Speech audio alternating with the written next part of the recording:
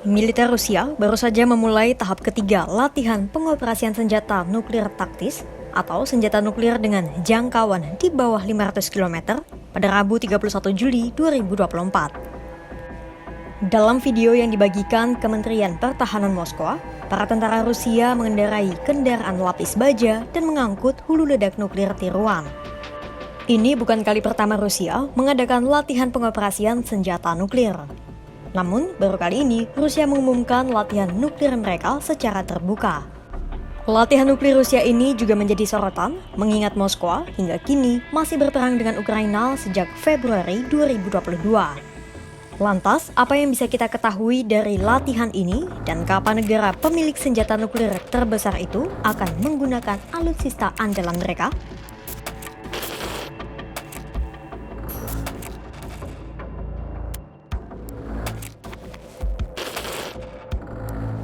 Untuk bisa mengetahui kapan Moskwa akan menggunakan senjata nuklirnya, kita perlu mengintip ke dalam poin-poin doktrin nuklir Rusia. Namun sebelum itu, mari kita mengetahui lebih jauh tentang latihan pengoperasian nuklir Rusia yang baru saja memasuki tahap ketiga pada Rabu 31 Juli 2024. Selama ini, Rusia sebenarnya sudah melakukan latihan pengoperasian senjata nuklir taktis secara rutin. Namun, Rusia kemudian memutuskan untuk mengumumkan latihan yang melibatkan senjata nuklir itu secara terbuka sebagai tanggapan atas provokasi Barat. Adapun provokasi Barat yang dimaksud adalah pengiriman rudal taktis ATACMS dari Amerika Serikat ke Ukraina, serta wacana pengiriman pasukan Eropa ke Ukraina yang diusulkan oleh Prancis dan Inggris. Kemudian pada 6 Mei 2024, Kementerian Pertahanan Rusia mengumumkan latihan nuklir tahap pertama. Barulah di tahap kedua yang berlangsung pada Juni 2024, sekutu sekaligus tetangga Rusia, yaitu Belarusia, bergabung dalam latihan. Latihan pun akhirnya memasuki tahap ketiga pada Rabu 31 Juli 2024. Dalam latihan tahap ketiga ini, tentara Rusia berlatih memasang hulu ledak nuklir ke sistem rudal Iskander-M. Lalu, tentara Rusia juga berlatih memindahkan hulu ledak nuklir dan rudal ke lokasi peluncuran.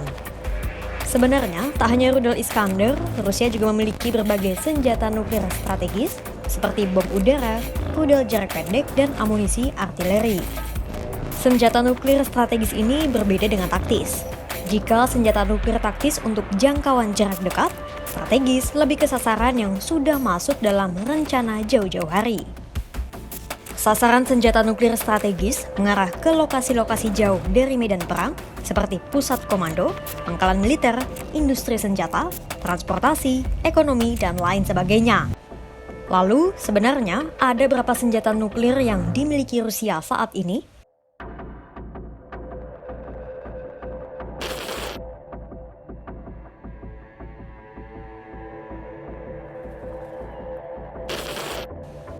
Dilansir dari Buletin Federasi Ilmuwan Nuklir di Amerika Serikat, pada 7 Maret 2024, mereka memperkirakan bahwa di awal tahun 2024, Rusia memiliki persediaan sekitar 5.580 hulu ledak nuklir. Tapi 1.200 di antaranya sudah tak berfungsi dan dipensiunkan meski sebagian besar di antaranya masih utuh. Lalu sekitar 4.380 lainnya masuk ke dalam persediaan untuk digunakan sebagai peluncur senjata nuklir jarak jauh dan dekat. Adapun dari persediaan hulu ledak nuklir itu, sebanyak 1.710 di antaranya telah dikerahkan untuk siap dipakai. Hulu ledak nuklir yang siap dipakai itu bertujuan untuk meluncurkan 870 rudal balistik berbasis darat, 640 rudal balistik yang meluncur dari kapal selam, dan 200 lainnya di pangkalan bom berat. Banyaknya senjata nuklir yang dimiliki Rusia membuat negara itu menjadi pemilik senjata nuklir terbesar di dunia mengalahkan Amerika Serikat. Maka tidak heran mengapa Amerika Serikat dan sekutu barat seolah kalang kabut ketika Putin beberapa kali mengeluarkan ancaman berbau nuklir selama perang dengan Ukraina berlangsung. Pertanyaan selanjutnya, kapan Presiden Rusia Vladimir Putin akan mengerahkan persediaan senjata nuklirnya yang melimpah itu?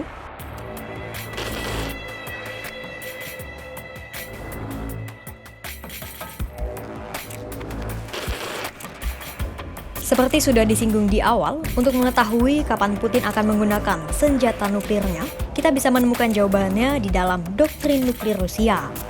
Adapun doktrin nuklir itu memiliki nama resmi, prinsip-prinsip dasar kebijakan negara mengenai pencegahan nuklir. Doktrin itu ditandatangani Putin pada tahun 2020 dan menguraikan kapan Rusia bisa menggunakan senjata nuklirnya. Pertama, Rusia bisa menggunakan senjata nuklirnya jika mendapatkan informasi kredibel tentang peluncuran rudal balistik dari negara lain dan menargetkan Rusia maupun sekutunya. Kedua, Rusia sah-sah saja untuk menggunakan senjata nuklirnya jika wilayah Moskwa atau sekutunya menerima serangan nuklir atau senjata pemusnah massal lainnya. Ketiga, Rusia menghadapi serangan dari senjata konvensional yang bisa mengancam kedaulatan negaranya. Dan keempat, ada serangan yang menyasar fasilitas pemerintah dan militer yang berpotensi melemahkan kemampuan senjata nuklir Rusia. Jika Rusia menghadapi salah satu situasi tadi, Putin bisa saja menekan tombol peluncuran pada tas nuklirnya yang disebut dengan Shiget. Sejauh ini, Ukraina sebenarnya pernah menyasar radar peringatan dini Rusia dan pangkalan udara militer Moskwa. Tapi serangan-serangan itu dinilai berada dalam cakupan terbatas sehingga tidak menimbulkan ancaman nyata bagi Rusia. Padahal, radar peringatan dini yang diserang Ukraina itu berfungsi untuk mendeteksi adanya peluncuran rudal Amerika Serikat sehingga memungkinkan Rusia meluncurkan rudal nuklirnya terlebih dahulu. Untuk itulah, sejumlah pihak terutama aliran ultranasionalis Rusia menuntut pemerintah untuk mengubah doktrin nuklir mereka. Adapun perubahan yang dimaksud adalah diturunkannya ambang batas penggunaan senjata nuklir. Artinya, Rusia bisa saja menggunakan senjata nuklirnya tanpa harus menunggu situasi yang sangat mengancam kedaulatan Moskwa. Putin pun menanggapinya dengan hati-hati dan menyebut dirinya saat ini tidak melihat adanya ancaman nyata yang membutuhkan penggunaan nuklir. Meski demikian, Putin tetap membuka kemungkinan adanya perubahan doktrin tergantung situasi global. Rusia dan nuklir seolah dua hal yang tak bisa dipisahkan sejak dulu, bahkan sejak zaman Uni Soviet. Banyaknya senjata nuklir yang dimiliki Rusia dan keterlibatannya dalam perang dengan Ukraina jelas membuat negara-negara Eropa termasuk Amerika Serikat meningkatkan rambu-rambu kekhawatiran. Pasalnya, tak hanya sekali Putin mengeluarkan ancaman penggunaan nuklir selama perang berlangsung sejak Februari 2022. Meski demikian, sejauh ini Rusia masih bisa mengatasi serangan dari Ukraina tanpa harus memanaskan senjata nuklirnya.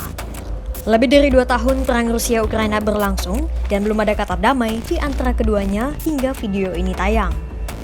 Kira-kira bagaimana perang Rusia dan Ukraina akan berakhir? Ikuti perkembangannya hanya di kompas.com.